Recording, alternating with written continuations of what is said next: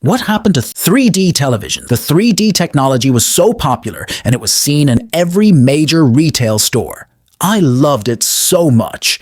Don't you guys miss it? But what happened? Let's time travel and check what happened. Need for special glass. Who would want to wear weird-looking glasses on their face? Especially for extra-long movies, it became very uncomfortable. I didn't mind it. But that's not the case for everybody. Number 2. Health and comfort issues. Using the 3D glasses for too long caused headache and eye strain in some people. Number 3.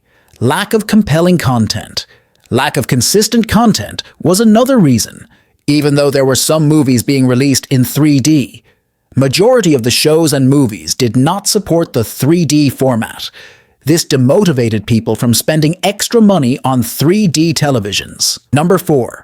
High cost. 3D televisions were expensive compared to normal televisions, and it was released when the economic situation was very bad. This made price-conscious customers to choose the normal TV. Number 5. Shift in consumer preferences.